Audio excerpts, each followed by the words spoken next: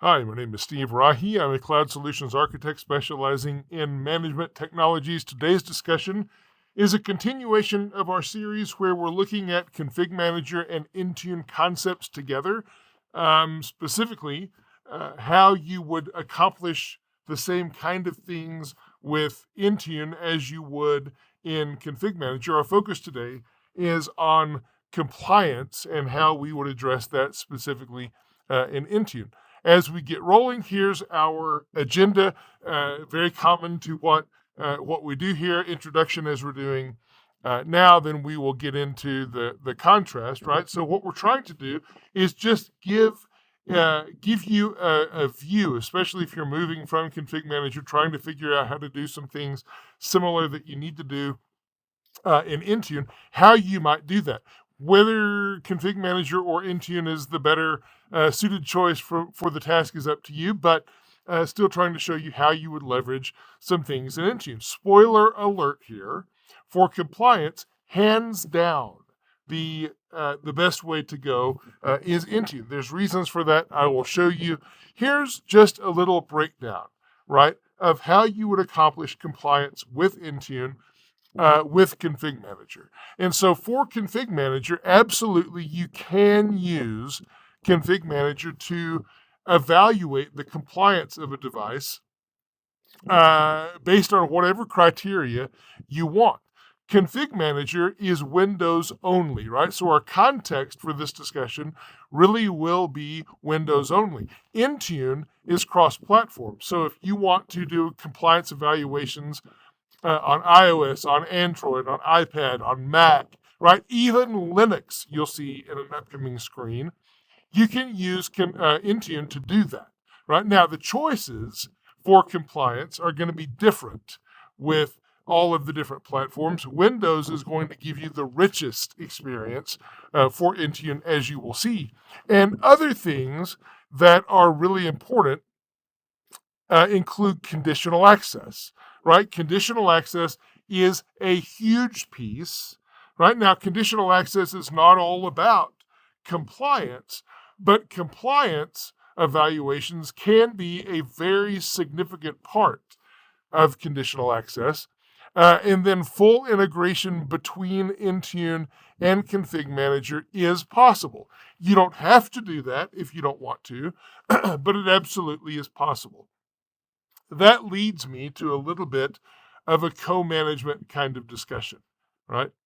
So the assumption is if you do want to partner ConfigMgr and Intune together for compliance assessment, and I'll show you where you would do that in just a minute, you do need to have co-management enabled.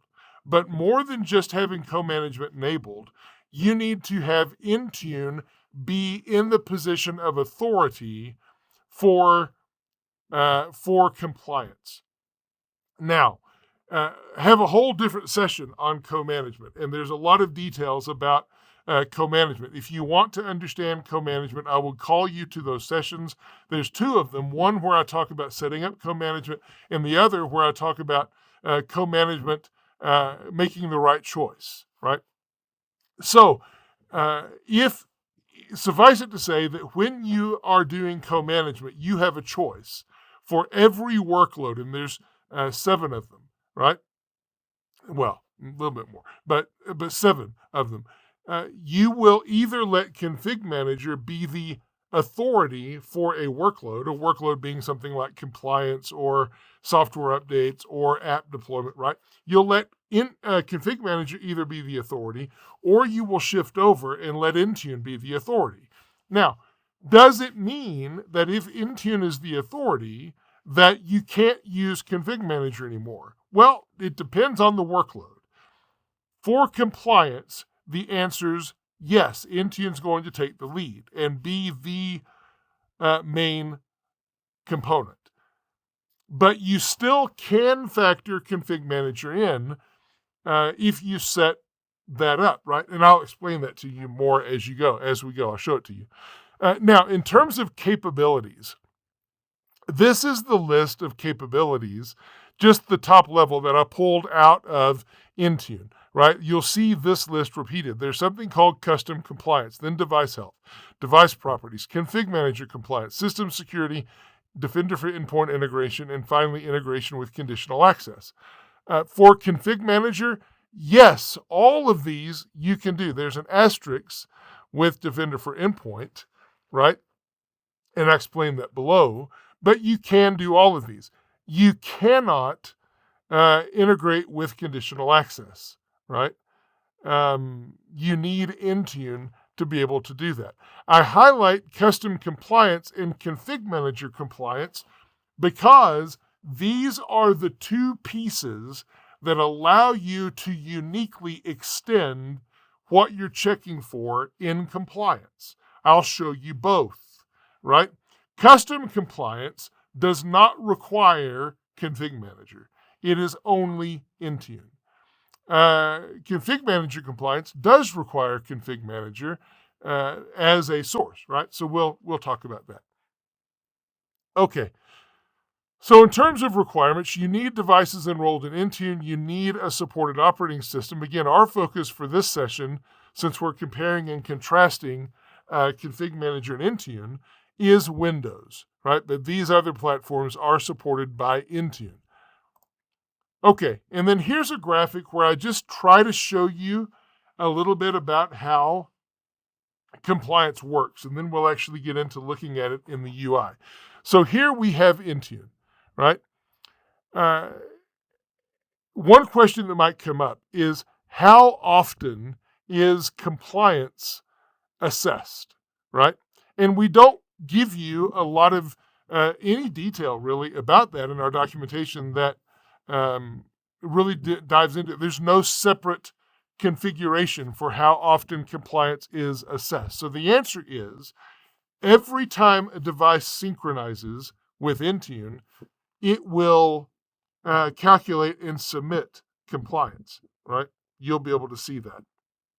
Now, that gets into a whole separate discussion about how do these devices synchronize. And so there is, every 8 hours-ish, there is a device synchronization that happens. But there are device synchronizations that happen more frequently than that through Windows Notification Service. So as you configure different things in Intune, Windows Notification Service will ask the device to check in, and we will communicate compliance then as well, right? That's all I'll say about that. We could talk about syncs and how that works in a whole lot more detail, and I do have a session on that. Anyway, so that's how that works, and we will communicate compliance. Now, this is Intune only. So if you had an iPhone or a Mac or an Android, that would be absolutely how it works, because only Intune takes the lead for compliance for those platforms. But if you do have Windows and you do have Config Manager and you choose to factor in Config Manager, then we will, or Intune will, ask the question about compliance and get its result back. But then it will go and ask Config Manager what it thinks and get its result back and combine those results, and the combined result will be the compliance state. Now, so one thing to factor in is that Config Manager and Intune work on different schedules. And because of that, the answer that's most recent in Intune and Config Manager together may change in a little bit of a different cadence, shortly thereafter, depending on policies, but generally it should be okay, right? More detail on that, but I'll leave it at that for now, right? Okay, so, how do you actually configure this? So most of the time in sessions like this, I'll just go to Intune and show you what it looks like in Intune. Here, I want to factor in Config Manager because you may or may not know how to do compliance assessments in Config Manager. And if you don't know that this capability exists, then you're missing the boat for a lot of things. So let me just pull up Config Manager here for a minute. So with Intune, there's a defined list there's a big asterisk there. There's a defined list of things you can look for. With Config Manager, there's also a defined list of things you can look for, but you can define your own things. You can also, that's the asterisk, you can also define your own things in Intune. I'll show you that in a minute, right?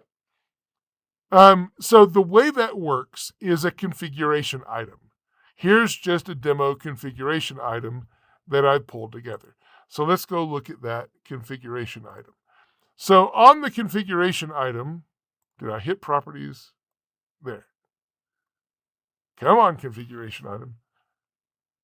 Maybe I didn't hit it. There it goes. Okay, so there's a section called Compliance Rules. And I've got a couple of compliance rules listed here, but I can go and I can add a compliance rule. And from this list, this is a huge list of predefined items and that you can use for compliance. So let's just pick one from the list, and I'm going to select it. And the key to this whole thing is right here. Report non-compliance if the setting instance is not found, right? So I have already in Config Manager a massive list of things that I can use in addition to the few things on the Intune side that I can use for compliance. And so for that reason, it made a lot of sense to, and it might still for you today, make a lot of sense to factor in Config Manager data into Intune evaluation of compliance for the total, more holistic picture, right?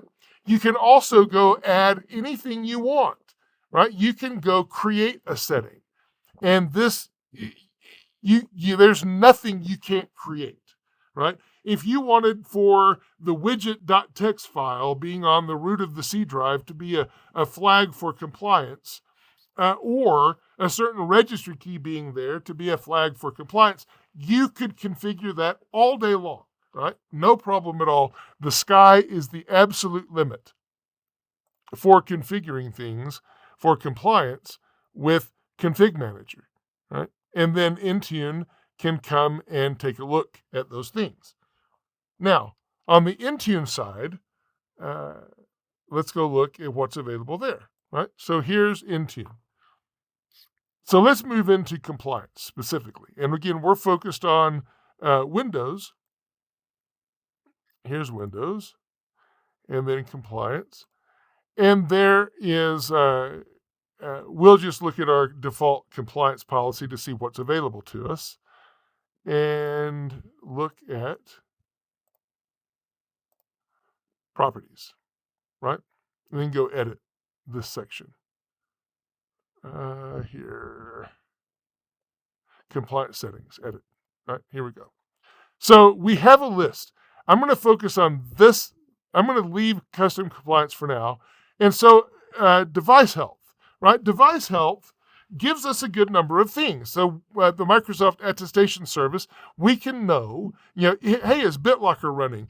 Do I have secure boot configured? Do I have code integrity, right? Those are pretty important things. Again, what is our goal with compliance? Our goal with compliance is to define those settings that are really important for us to be able to know that the device is compliant with required standards so that ultimately it can get access to the network, right? Do I need compliance to get access to the network? You don't have to have it. It's a very good thing to have to protect your network. Works great with conditional access. We will reflect compliance to you regardless of the conditional access tie-in. You don't have to use the conditional access tie-in, but you absolutely should for your compliance checks, right? You also have device properties. If there's a certain minimum version of the operating system that you want to enforce, you can do that here. I'm going to skip over this one for a minute. System security. Do I have certain password requirements? Does this device meet these password requirements, right? You're not setting the password requirements here. You're checking the password compliance here. And some other things, encryption settings, device security, Defender tie-ins, right? Different things. And then here's our Defender for Endpoint tie-in. So if you have Intune integrated with Defender for Endpoint, and Defender for Endpoint is reporting a risk score for your device, you can absolutely factor that into determining whether that device is compliant. Right? Now, those 4 items alone may be enough for you to assess compliance. You may not need anything else, but you may want something else, which is where our additional tie-ins up here to allow for that is available. So let's just collapse these. So here's the first one. This was introduced with Intune when it first came out, right? ConfigMgr Compliance. All you're going to do is say either not configured or require. So if you select require, then Intune, when it sees the compliance result from the MDM component of the Windows machine, it's going to also ask ConfigMgr, what do you think about this particular device? And ConfigMgr will tell us what it thinks. It may have no data, it may have data, and it will tell us what it thinks. And then Intune will factor those two together and produce a total compliance score. That's what I just showed you on the ConfigMgr side, where you can configure literally anything you want for a compliance metric, right? But there are some timings that get into play, and you may want to not have to have that integration, right? And still be able to check whatever you want to check. And that's where this next one comes in, right? This next one that I mentioned at the top, custom compliance. Let's collapse these up here, right? So this is an Intune only thing. And if I require it, then I'm going to select a script. I'm going to basically create a script to go out and check whatever I want. So it's not a nice UI like on the ConfigMgr side, but if you can script it, and you can script anything, then you can check for it. Here's the thing though. I would really caution to make sure that your script isn't overblown, right? We don't want a script here that's going to take 20 minutes to execute, right? We want a script that will happen very quickly in a matter of seconds, right, to check a few things so that we don't bog things down on the checking process, on the evaluation process. But you can use that. You can upload a JSON file, right, as well. And so it's completely up to you. You can completely drive that with Intune. You can factor in, bring ConfigMgr into it. You could do both if you wanted to, right? Completely up to you, right, to get the total compliance score.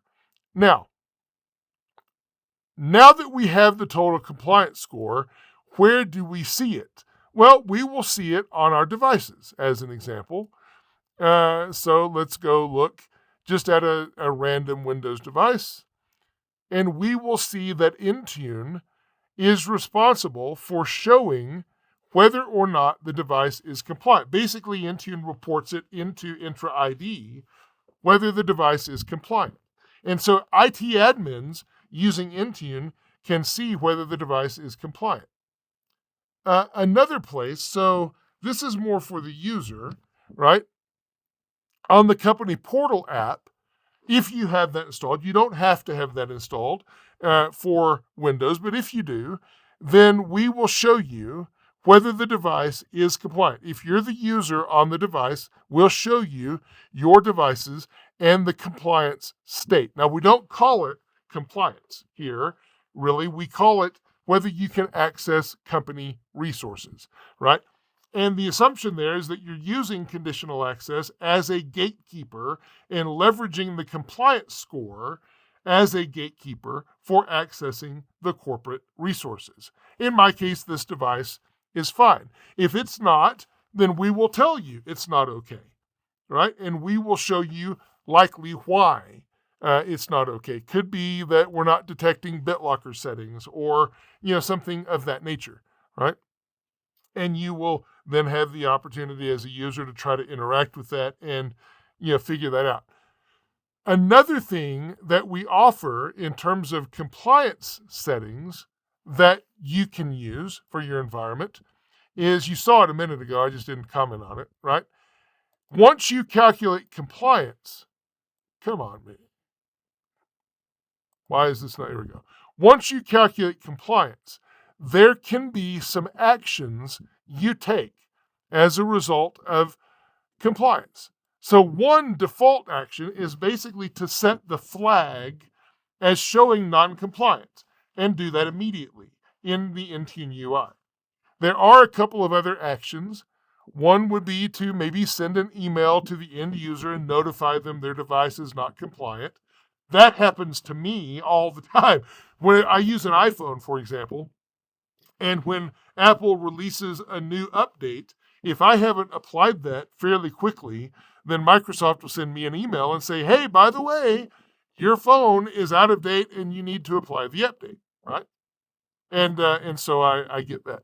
You can also, if you have a device that's been out of compliance for a long time, maybe 14 days, right?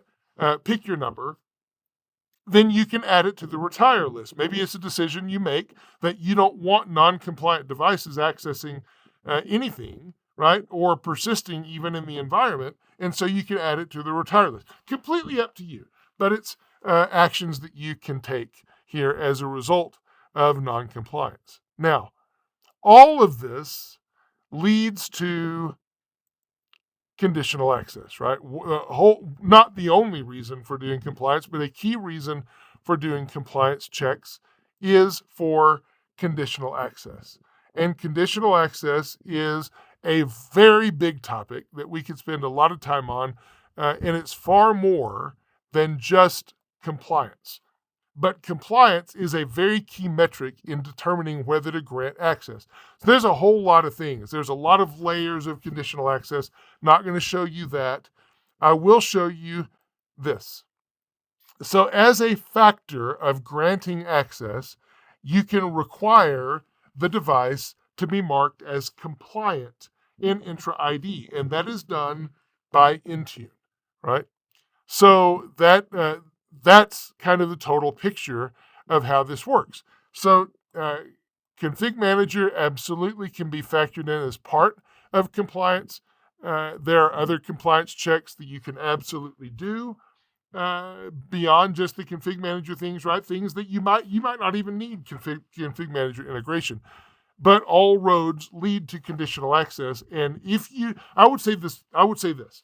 If you have Intune and you have not crafted a compliance policy and also factored in conditional access, then that is the most low-hanging fruit that there is in Intune. And that is something that needs to be corrected right away, right? Okay, so folks, that's really it for the session that I wanted to spend today and talk to you about. It is a huge thing to do, very, very important, very useful. And so we will continue this series and we will see you next time.